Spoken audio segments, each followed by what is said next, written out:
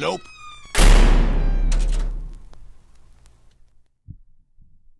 I never should have gone to that bar. It was a Friday night. I just wanted a nice drink to end off the week.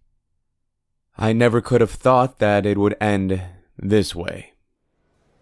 I walked in and scanned the room. The place was almost dead. Just me, a few old guys at the bar, and this one group of two in the back corner. I didn't think anything of them at first. Just another couple that wanted a drink. I should have been more weary. When I sat down and ordered my drink, I tried to find something to focus on. The TV was just static, and my phone was almost dead, so I let my mind wander around the room. I eventually settled on listening to small snippets of conversations. Before you judge me, I know that eavesdropping is rude, but I've never really cared too much. If I didn't do anything with it, there's no harm done, right? I suppose I was wrong, but it doesn't matter now. Anyway, after listening to the hushed conversations at the bar for a bit, I settled on the conversation somewhere to my right side. It wasn't that interesting at first. It just sounded like a couple telling each other how their day went. But eventually, it got strange. I think I went from absent-mindedly listening to paying full attention to the conversation when I heard the woman say, "I think the neighbors are getting suspicious."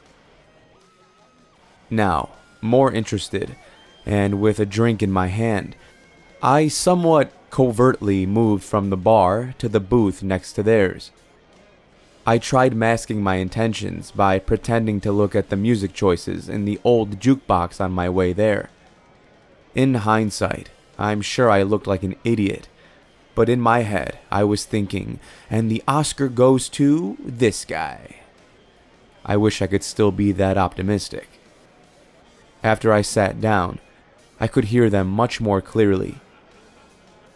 "I knew choosing that house was a bad idea. Nosy neighbors were almost guaranteed." "Calm down, Rick. Do you want everyone in the bar to find us out?" Okay, fine, Amy. Let's just go home, dig them up, and get the hell out of this town. This is where I made mistake number one of many. I choked. It wasn't that loud or noticeable, but it was enough.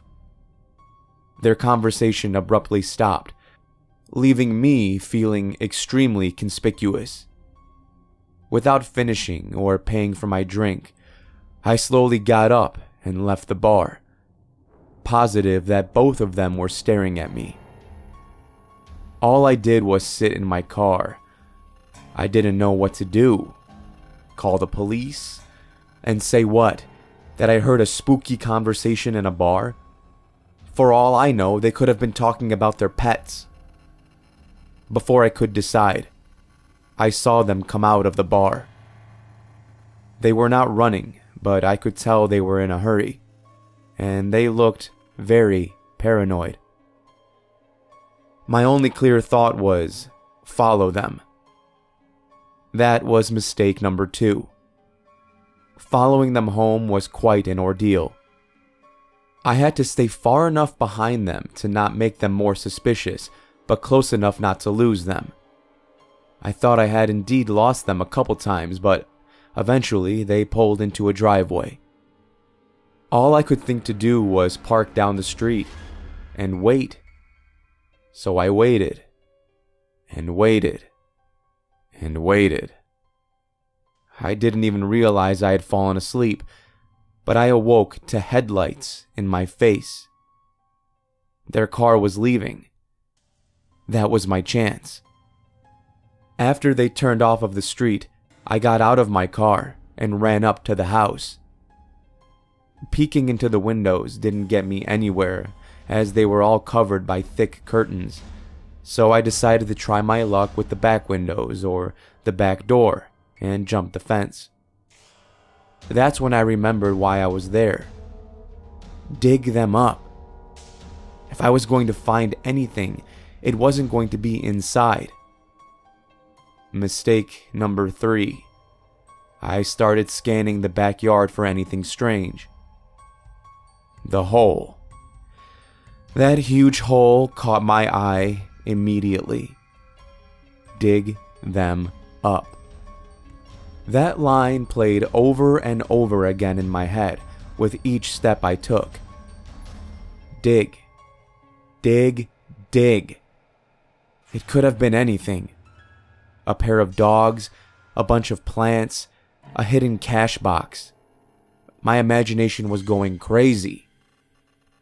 I wish it was one of those things. But when I stepped up to the hole, my worst fear was realized. Bodies. Human bodies. 2 of them lying next to each other in a shallow grave. That wasn't the worst part, though. It was them. It was Rick and Amy. The 2 I'd overheard in the bar. I couldn't move. They were dead. Long dead. But I had just seen them. It couldn't be real. None of it. I told myself to move, run, scream, anything. But I didn't move. I didn't speak. And that was my last mistake. My senses were dulled, but I still heard. I still heard when the back door opened. I still heard every step of the dying grass behind me. I still heard Rick. Except it wasn't the same Rick. A deep, harsh Rick. A Rick that probably wouldn't be Rick for much longer. Well, well, well. I guess your rudeness doesn't stop at eavesdropping. Better for me, I guess. Now, I only need one more Amy. For me, you'll do just fine. I didn't look at him. I couldn't look at him. All I could do was hear. All I could do was hear him take one final step. Then I woke up. On my bed. In my house. My phone blaring. It was just a dream. A dream. I don't think I've ever been more thankful to wake up in my life. After getting my bearings, I decided to see what all the ringing was about. Picking my phone up, I saw that I had several missed calls and texts from coworkers. Coworkers wondering where I was. I was confused until I looked at the calendar on my phone and saw that it was Wednesday. It had been 5 days. I couldn't figure out what I'd been doing for 5 whole days without remembering it, but I guess I didn't really have time to think. That's when it walked into my room. Ah, you're finally awake, Jimbo. Can I call you Jimbo? Actually, do other people call you Jimbo? I'm supposed to be taking notes. I backed into the corner, horrified. Whatever. I'll figure it out eventually. Hopefully I can keep this one longer than I kept Rick. Doesn't matter too much to you, though. Clarissa is looking for a nice deep hole for you to call home. As for me, I'll be taking my phone and going to my job. See you in the mirror, Jimbo. And that's how I ended up here. I found an old phone under my bed, so I'm using that to type all of this out. I just heard a car pull up. I think Amy, or whoever she is now, is back. To the people who see this, who might know me, don't trust it. It may look like me. It may talk like me. Hell, it probably sits at my desk and taps its pen exactly like me. But it's not me. To everyone else, be careful whose conversations you decide to listen to. Thank you for listening, and I hope you enjoyed this week's video. If you did, you know what to do. Take that like button and just bury it in the backyard. But make sure to tap it first, you know. Shout out to the author of this story, Reddit user Cardinal2551. I will leave a link down below, per usual, to check out more of their work if you are interested. But until next time, everybody, remember to stay safe out there. I'll be seeing you in the next video.